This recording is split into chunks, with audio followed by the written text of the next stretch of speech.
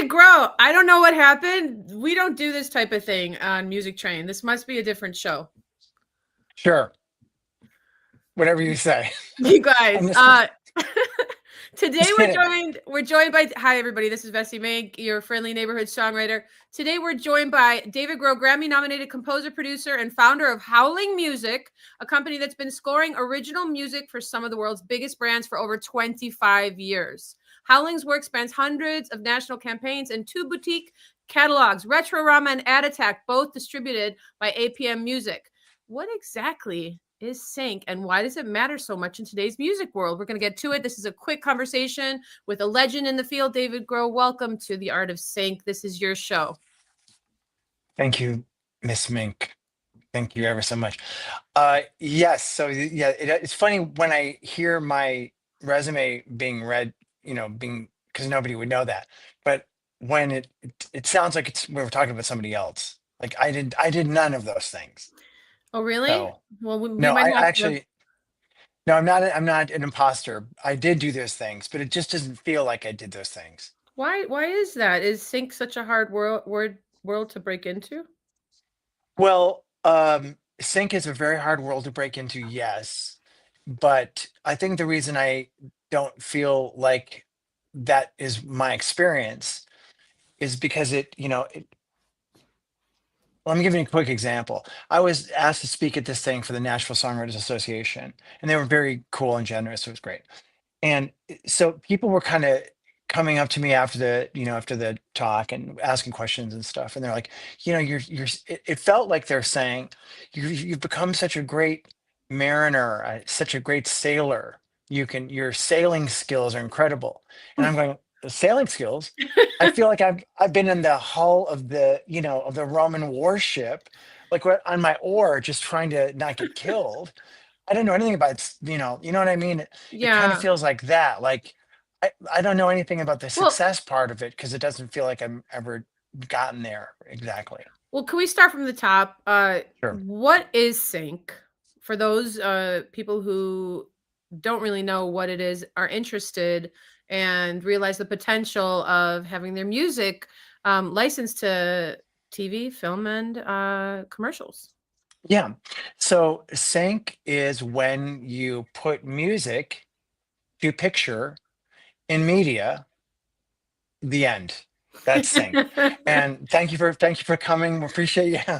Well, why does it No, matter? Why does it matter so much in today's world, in today's music world? I mean, yeah, I think the reason that it matters is first of all, we have more content than there's ever been. We have more, networks and more vehicles, more platforms mhm. for shows, movies, all the above content.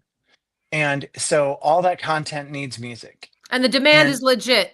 The demand is legit, right? I mean, the people demand is are. legit. Yeah. So, how did you first get into sync? And Howling Music, you've been, it's a 25-year labor of love. Beyond that, you're one of the top sync agencies around, and it's because you have these boutique libraries that people want to get their hands on. So, could you tell me more about that? How you first got into it? Yeah. See, once again, I kind of stumble on this one.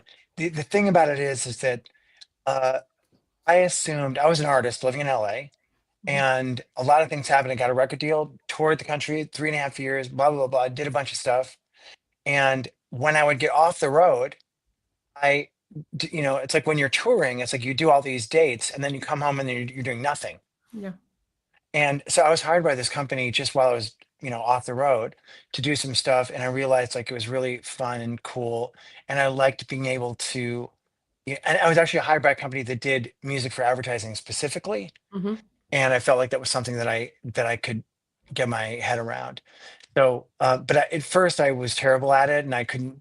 I sucked very badly at it, in fact. Well, And what makes a track work under picture? What How does a track work under picture? Like, this is terminology now, that's sync terminology. I don't know how many thousands or millions of terms there are in the industry, but how does that work? hey, and I think there's really not one single definitive thing.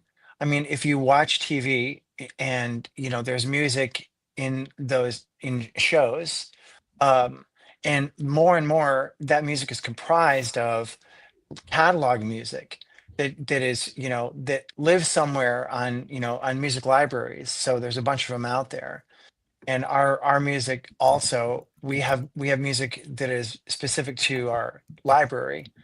And then we also create custom music for, for commercials or for film and TV as well. So to answer the question, did I answer the question? You Maybe I did. didn't. I have an earworm there.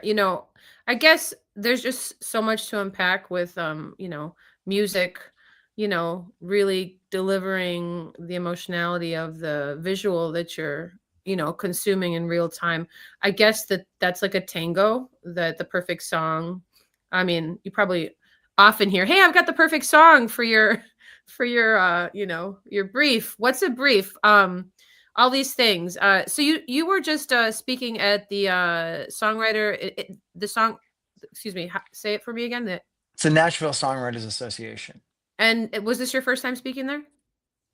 Actually, no, it wasn't. But yeah, they were asking questions like this, like how does this work? And I think there is a sense sometimes that composers or beginning composers have that, oh, I do great work, so people are Mhm, just gonna love it. And if only that were true, then that'd be incredible. But and that's a obviously have to do great work to be competitive in the sync world. mhm, You are competing against really, really skilled writers all around the world. The best of the best are the mhm, ones that end up on those shows. mhm, So yeah, you have to be great, but I think another part of it is uh, you have to have a vehicle to get your music even heard, so that people that are empowered with the ability to choose your music for whatever it is they use, mhm, film, TV, commercial, whatever, that they will mhm. be in a position where they can actually do that. And Because go ahead. I was just gonna say sometimes it's not one decision maker, right? It's like there's 10 people who would need to be deciding, or doesn't it go through like hands? Like who's really in charge of that song landing that sync? Well, it really depends on what the use is. So in advertising, you usually have agency producers and agency creative director. Advertising agencies are the ones that are actually building content to, that are the spot, the commercial that will need the music. And so they are often, almost exclusively, they're the decision makers deciding what kind of music should go in the spot. But in order to get to that position, they have to kind of go, who are we going to call among our music providers that can Mhm. help us, with this? So, So well, thank you for answering that. How do you approach creating music for brands versus pure artistic work? I consider them to be very similar, actually.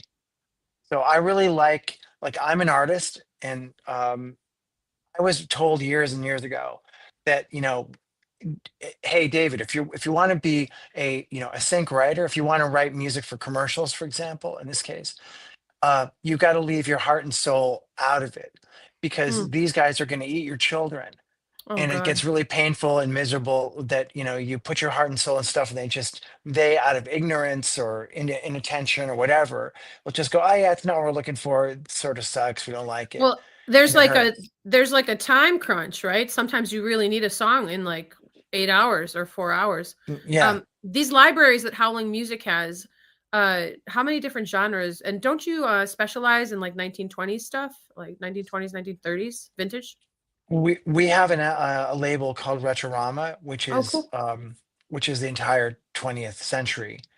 So it's all from 1900 all the way into 2000. And the purpose of that is we wanted to have a specialized label that focuses on period music, and not just re-records. We have some of that, but then Mhm. also original music that really sounds compositionally and production wise in every way I haven't like heard real. I haven't heard, sorry to keep interrupting you. I'm You're really into fine. this. Shout out to Hardistry and TK watching on X, and shout out to everybody. Thanks, guys, to the listeners. This is a new show. This is just an introduction, a beginning conversation about the art of sync. I'm here with David Groh, who is an amazing human being, amazing composer, founder, co-founder of Howling Music in Nashville, and he's talking to us about the sync industry, which is a super amazing industry that is not the easiest to get into because you have to work on your relationship with your own music and not be snooty about how great it is. You can't be thinking that you don't have to craft something to meet a specific need, because that's what these professionals really know how to do quickly, and they know how to do it very well. We were talking about your vintage library and Retrorama and ad. Sorry, what was the second label? Ad attack. Ad Attack. So I really like it, David, that you have record labels. I've never heard, sync agencies talking about how they have record labels. That's pretty badass. I haven't heard that before. So what made you decide to, kind of be the beginning of that? I haven't seen any ad agencies talk about record labels and their libraries in the same sentence. Well, yeah, I mean, I think that we organize these into labels because they function like labels. Mm, They're, each album is different. Each album is, it could be composed by different composers and all kinds of stuff. But we wanted to have labels so that we could kind of group these in ways that would be easily findable hmm by our clients. So I think, one of the things we were talking about a second ago, though, we were talking about the whole idea of artist versus, composer. hmm And I was told, don't put your heart and soul into your music if you're going to do, commercial music. And I thought, oh, I could never do that work then, because hmm the heart and soul those are my main tools. Yeah. And what I discovered is that no, I actually could really. I started. This is the story. I was working at this music house in Hollywood, and I'd get all these briefs. So the briefs are a description of the spot and kind of a description of what the music they want the music to be in, in a narrative term. hmm So you're reading this, oh, the music should be this kind of style, doing these things. And so here I was, working there and working on these briefs. I mean, working on the music for these briefs, and over, I would submit on them, going, God, man, they're gonna freak when they hear this. They're gonna love this, and I get shot down over and Mm. over and over again. Like, nope, they didn't like it. Nope, that wasn't wrong. Or for whatever reason, they don't even tell you. It wasn't chosen. And I finally got to. It happened to be, I think, right around like the 13th attempt, and I saw the brief and I'm like, I'm not going to follow the brief. I'm just going to Mm. do what I want to do. So I didn't, I put a vocal on it. It wasn't asking for that. I did like this stuff that really appealed to me as an artist. And It worked. it Did it won. work? It It won. It did. That's won. amazing. Yeah. So So I'm so confused right now. So you have to follow suit, but you really have to actually follow. You have to be so in tune with what that actually means to follow the brief, but don't give away what makes you unique. yeah, I and mean, so my experience was that the idea that I shouldn't put my heart and soul into it, while that was well intentioned, I understand what he was saying. yeah. I found that when I actually put my heart and soul into it, much better things happen. The downside is that sometimes I'm like, I still like feel it and go like, oh man, this is so cool. And this really, and they just go, yeah, sorry, it doesn't have the kind of beat we're looking for. And you just want to go, you guys are out of your minds. Right, it's like cotton So candy. It's like it's not good for your teeth, but everybody loves it. Um, are we shaping an evolution in humanity here with the sync industry?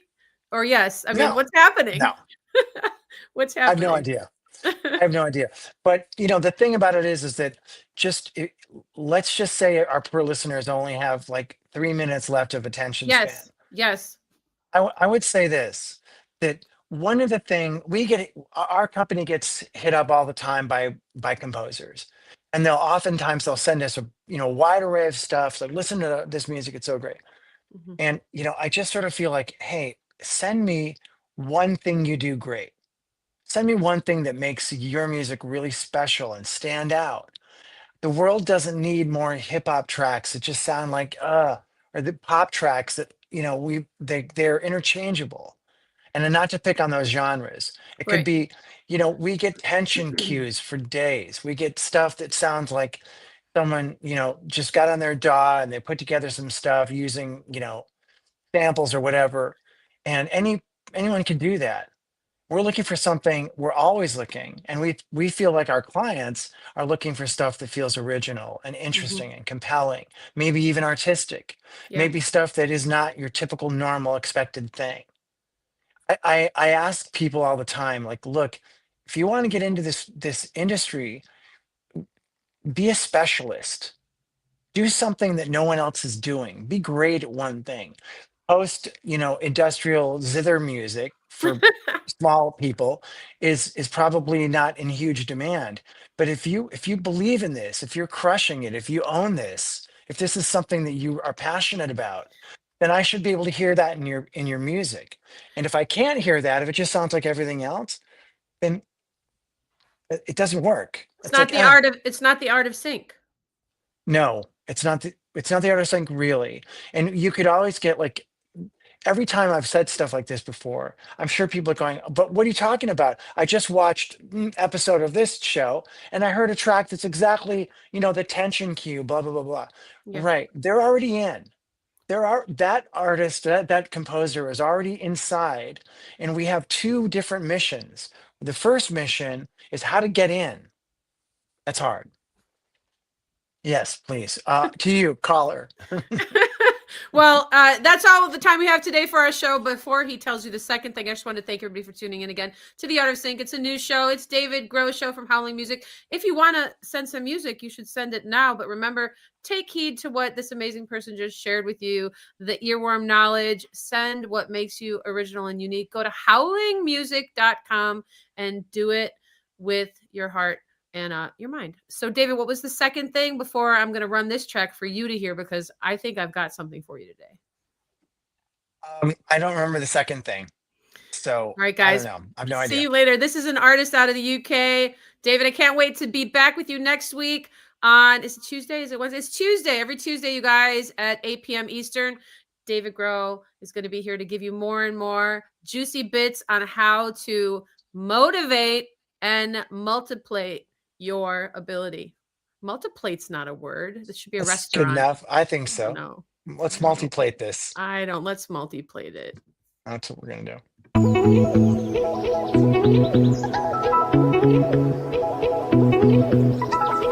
Hold tight, make it right. Maybe you should come inside, make you feel something that's nice. I'm not perfect, it's just life. You know how we go, always moving with the flow. Play for keeps, play some shows in the six with my rhymes. Ride high, touch the sky. If you're eager, you can fly. Find some place you can thrive. Picture perfect just in time. It's fine, I'm okay. Dancing around the words you say. It don't matter either way. You know I'm here to stay. Wanna be with you tonight. You don't get on my nerves. I wanna be with you tonight. You don't wanna get hurt. Swear,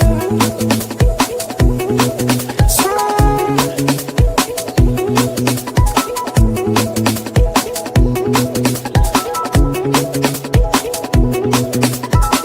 Too right, I'm a fight. See the name of flashing lights. When it's over, catch a vibe. It's alright cause I don't mind who, what, where, how. That's not just what I'm about. If you look at what you found, get me closer to the take my heart cause it was